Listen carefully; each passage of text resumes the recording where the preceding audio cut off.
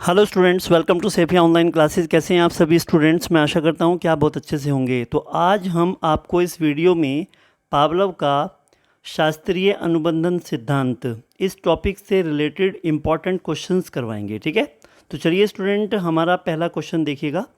Number 1, अनुबंधित अनुक्रिया सिद्धांत का प्रतिपादन करने वाले पावलोव निवासी थे। तो आपको बताना है कि ये कहाँ के निवासी थे। तो आपका जवाब बिल्कुल सही आ रहा है, ये रूस के रहने वाले थे, सोवियत संघ रूस के। ठीक है, पावलोव के शास्त्रीय अनुबंधन में पहले भोजन, इसके बाद ध्वनि उत्पन्न की गई। पहले ध्वनि, इसके बाद भोजन प्रस्तुत किया गया। भोजन और ध्वनि साथ साथ प्रस्तुत नहीं किए गए, सिर्फ भोजन प्रस्तुत किया गया। देखिए, मैं आपको बताना चाहूँगा यहाँ पर इस क्वेश्चन का आंसर होगा, क्योंकि पहले चरण में तो केवल भोजन प्रस्तुत किया गया था, लेकिन दूसरे चरण में पावलोव ने क्या किया था, पहले घंटी की आवाज़ और उसके साथ में जोड़कर भोजन दिया गया था। इसका मतलब पहले ध्वनि, इसके बाद भोजन प्रस्तुत किया गया। This will be the correct option. Right student, अब हम देखेंगे यहाँ पर क्वेश्चन नंबर 3 को। देखिए स्टूडेंट, ये बहुत ही इंपॉर्टेंट क्वेश्चन है आपके एग्जाम से पॉइंट ऑफ व्यू से। क्वेश्चन नंबर 3 देखिएगा। पावलोव के प्रयोग में भोजन को अनुबंधन की भाषा में क्या कहते हैं?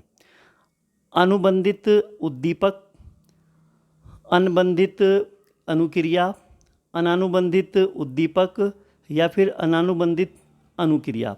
देखिए स्टूडेंट, अगर हम भोजन की बात करेंगे तो आप सभी स्टूडेंट्स को मैंने जब ये टॉपिक पढ़ाया था तो बताया था कि ये एक स्वाभाविक उद्दीपक है, और स्वाभाविक उद्दीपक वो होता है जिसके साथ में कोई बंधन नहीं होता। मतलब कि अनानुबंधित उद्दीपक होगा, अनुबंधित नहीं होगा, क्योंकि भोजन जो था स्टूडेंट, उसके साथ में किसी भी प्रकार का कोई बंधन नहीं था। वो तो एक वास्तविक उद्दीपक था, इसलिए यहाँ पे अनानुबंधित उद्दीपक उसकी भाषा में कहा जाएगा। ठीक है, परंपरागत संबद्धता का सिद्धांत किसने प्रतिपादित किया? ये क्वेश्चन नंबर 4 आपकी स्क्रीन पर है, ये भी आपके एग्ज़ाम में पूछा हुआ है। ये पावलोव ने किया था। अनुबंधन का जनक माना जाता है, मैंने आपको बताया था कि जो अनुबंधन का जनक है वो पावलोव को माना जाता है। नेक्स्ट देखिएगा, पावलोव के अनुबंधन प्रयोग में भोजन के पूर्व उपस्थित ध्वनि को क्या कहते हैं? सेकंड चरण में उन्होंने क्या किया था कि ध्वनि यानी कि बैल बजाई थी, और बैल बजाने के 1 या 2 सेकंड के बाद में उन्होंने भोजन प्रस्तुत किया था। तो बताइएगा, ये पूछ रही हैं कि पावलोव के अनुबंधन प्रयोग में भोजन के पूर्व उपस्थित ध्वनि को क्या कहते हैं? तो जो ध्वनि यानी कि वहाँ पे बैल बजाई गई थी वो क्या है उनकी भाषा में? क्वेश्चन नंबर 6 देखिएगा, ये अनुबंधित उद्दीपक है। ठीक है ना, तो यहाँ पर आपका ए ऑप्शन बिल्कुल ठीक होगा। मैं अपनी चाबियाँ मेरे टेलीफोन के पास खूंटी पे टांगता था, अब मैंने चाबियाँ रखने की जगह बदल दी, फिर भी मैं चाबियाँ लेने खूंटी के पास ही जाता हूँ, उदाहरण है। देखिए स्टूडेंट, जब हम किसी भी चीज़ को पर्टिकुलर एक स्थान पे रखते हैं तो उस स्थान से हमारा अनुबंधन बन जाता है। तो बात समझ पा रहे हैं ना? तो यहाँ पर देखिएगा, क्वेश्चन नंबर 7 की अगर हम बात करेंगे तो ए ऑप्शन है अनुबंधन का, पर्यतन व भूल का, लापरवाही का या अभिप्रेरणा का। देखिए यहाँ अनुबंधन की बात हो रही है, तो यहाँ पर ये आपका ऑप्शन ठीक होगा। पावलोव के अनुबंधन प्रयोग में केवल ध्वनि के उपस्थित करने पर होने वाली अनुक्रिया को कहते हैं।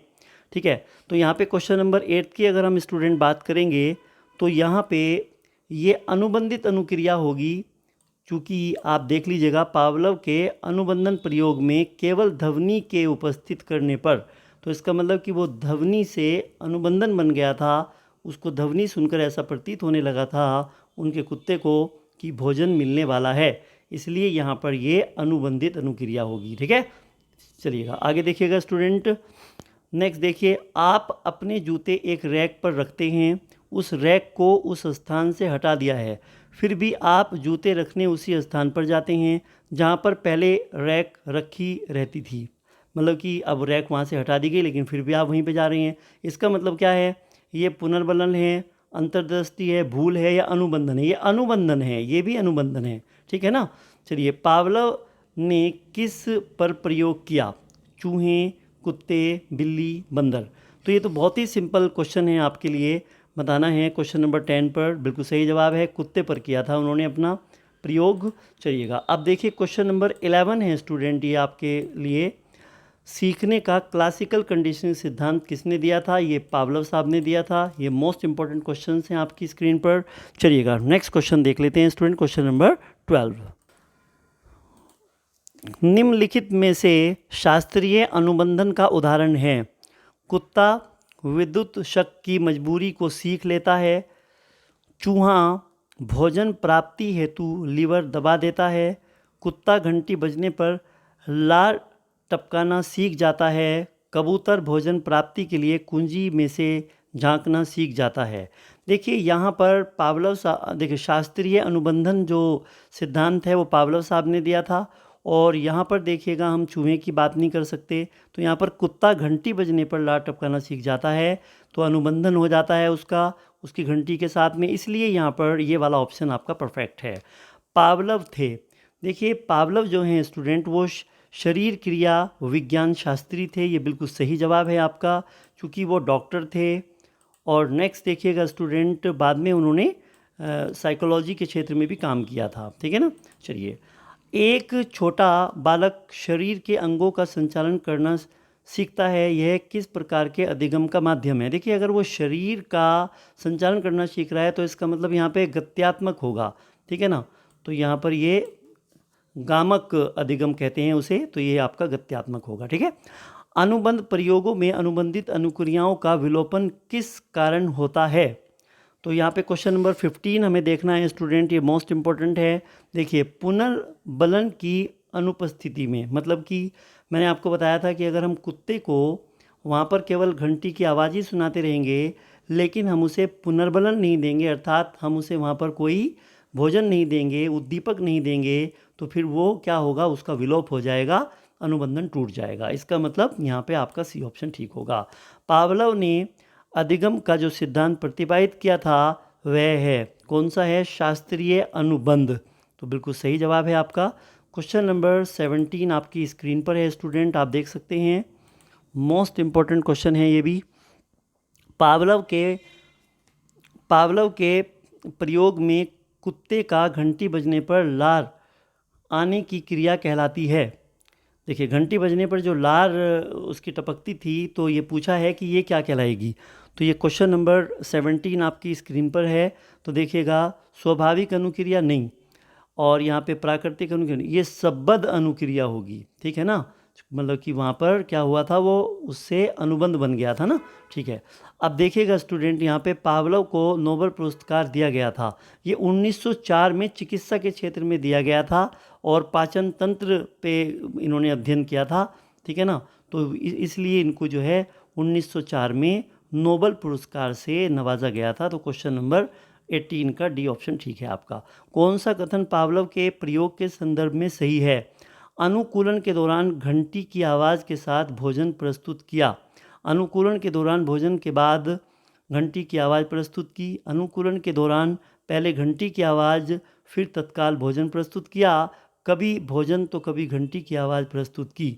देखिए स्टूडेंट, मैं सबसे पहले आपको बताना चाहूँगा, ये जो क्वेश्चन नंबर 19 है आपकी एग्ज़ाम में पूछा हुआ है। देखिए अनुकूलन के दौरान पहले घंटी की आवाज़ फिर तत्काल भोजन प्रस्तुत किया, this will be the correct option, ठीक है ना। पहले घंटी की आवाज़ और उसके बाद में तुरंत तत्काल, मतलब 1-2 सेकंड के बाद में भोजन दे दिया गया था, इसीलिए उन दोनों के बीच में अनुबंधन बन गया था।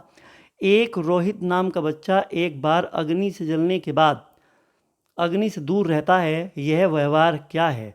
ये शास्त्रीय अनुबंधन है, क्योंकि एक बार उसने हाथ लगाया, उसका हाथ जल गया, उसके बाद सेकंड टाइम आप उस बच्चे से कहेंगे, छोटा बच्चा है, उसे कहो कि भाई बेटा इस मोमबत्ती के पास मत जाना, वो जाएगा, ठीक है ना। लेकिन सेकंड बार जब उसका हाथ जल जाएगा वो खुद करके सीखेगा, उसके बाद दोबारा से आप उसे कहेंगे कि बेटा जाओ, नहीं, उसका अनुबंधन बन चुका है, क्योंकि उसका एक्सपीरियंस उससे हो गया है। इसलिए यहाँ पर क्वेश्चन नंबर जो 20 है आपका, ये आपका ए ऑप्शन ठीक होगा यहाँ पर, ठीक है। अब देखिएगा क्वेश्चन नंबर 21 की तरफ बढ़ रहे हैं हम लोग। SR टाइप सिद्धांत से अभिप्राय है। देखिए स्टिमुलस और ये क्या होता है, रिस्पॉन्स, यानी उद्दीपक अनुक्रिया सिद्धांत से मतलब है इसका। तो यहाँ पर ए ऑप्शन बिल्कुल परफेक्ट है आपका। देखिए SOR, स्टिमुलस ऑर्गेनिज्म रिस्पॉन्स, ठीक है। तो ये हल ने दिया था, ये मैं आपको पढ़ाऊंगा, ये आई विल टीच यू।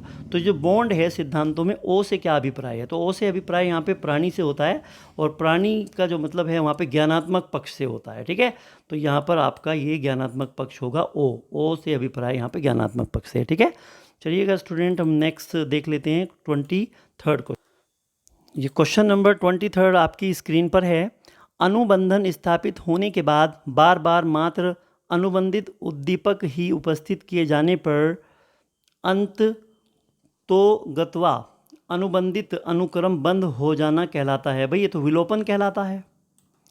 अधिगम का संबंध प्रतिक्रिया सिद्धांत निम्न में से किसने प्रतिपादित किया। देखिए स्टूडेंट, क्वेश्चन नंबर 24 की हम बात करेंगे तो यहाँ पे अधिगम का संबद्धता का मतलब क्या है, बंधन है, ये भी संबंध बात एक ही है। तो यहाँ पे वर्ड बदल के आ रहा है, तो यहाँ पे पावलव होगा।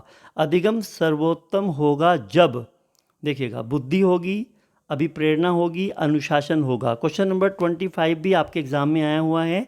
बुद्धि होने पे भी अधिगम ज़्यादा होता है, अभिप्रेरणा मतलब मोटिवेशन, अनुशासन, ये तो सभी सही है भाई, ठीक है। अब देखिएगा क्वेश्चन नंबर 26 आपकी स्क्रीन पर आ चुका है। देखिएगा स्टूडेंट, पावलोव के सिद्धांत को शिक्षा में स्थापित करने का श्रेय किसको जाता है। देखिए स्टूडेंट, अगर मैं बात करूंगा तो शिक्षा में जो इन्हें योगदान शिक्षा में जो लाया था इनके सिद्धांत को, तो इनका स्टूडेंट लाया था, तो वो था एडलर, ठीक है ना। तो ये लेस्टर एडलर था इसका पूरा नाम।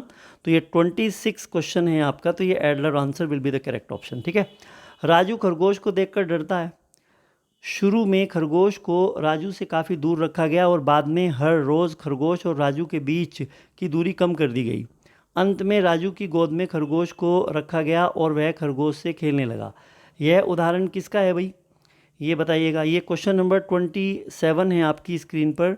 ये अनुबंधित अनुक्रिया का सिद्धांत है और ये यहाँ पर आपका बिल्कुल सही हो गया।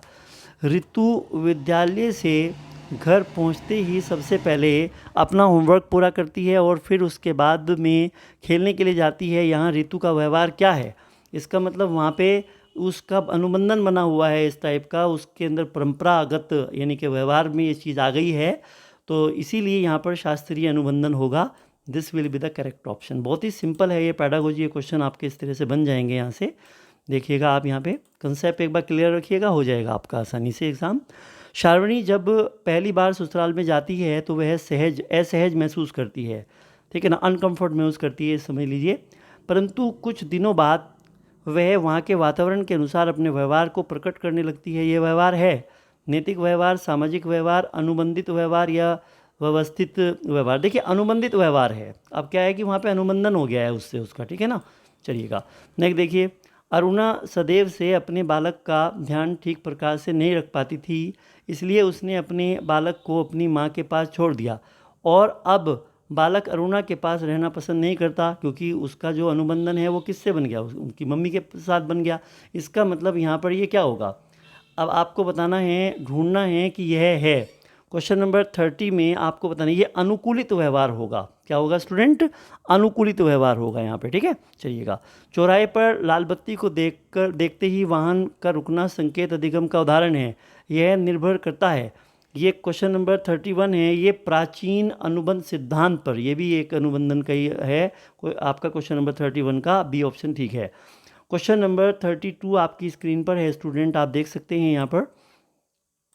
क्वेश्चन नंबर 32, अनुबंधन के बाद प्राणी को बीच बीच में दिया जाना चाहिए, इससे अनुबंधन की प्रक्रिया कभी समाप्त नहीं होगी।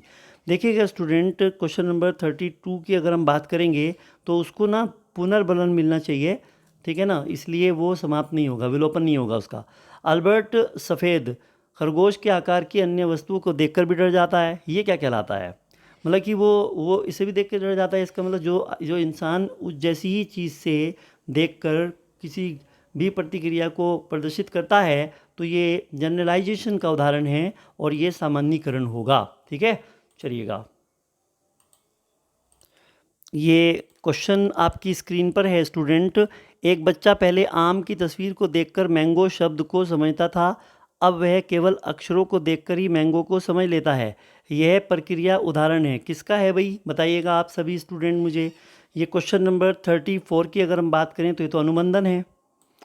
एक बच्चा 2 + 2 को 4 तथा 3 - 2 को 1, 2 × 3 को 6 बताता है। इसमें प्लस माइनस तथा जो ये गुना का चिन्ह है, ठीक है ना, चिन्ह किसका कार्य कर रहा है, ये तो सबको पता होगा, ये अनुबंधित चिन्हों का काम कर रहे हैं यहाँ पे, ठीक है। चलिएगा क्वेश्चन नंबर 36 देखिएगा स्टूडेंट, मोस्ट इंपॉर्टेंट क्वेश्चन है आपके लिए। एक बच्चा, ये तो हो गया है ना, यहाँ पे क्वेश्चन तो हमने कर लिया ना। ये देखिएगा, 5 वर्ष का राजू अपनी खिड़की के बाहर तूफान को देखता है। बिजली चमकती है और कड़कने की आवाज़ आती है। राजू शोर सुनकर उछलता है। बार बार यह घटना होती है। फिर कुछ देर शांति के पश्चात बिजली कड़कती है। राजू बिजली की गर्जना सुनकर उछलता है। राजू का उछलना सीखने के किस सिद्धांत का उदाहरण है? ये क्वेश्चन नंबर 36 है। बिल्कुल सही जवाब, शास्त्रीय अनुबंधन का। तो स्टूडेंट इस वीडियो में इतना ही। अब हम आपको नेक्स्ट सिद्धांत टीच करेंगे नेक्स्ट वीडियो में। अगर आपको वीडियो अच्छी लगी तो आप कमेंट करके ज़रूर बताएं, अपने फ्रेंड के साथ में शेयर करें, लाइक करें और चैनल को सब्सक्राइब करें। Thank you so much, all the best.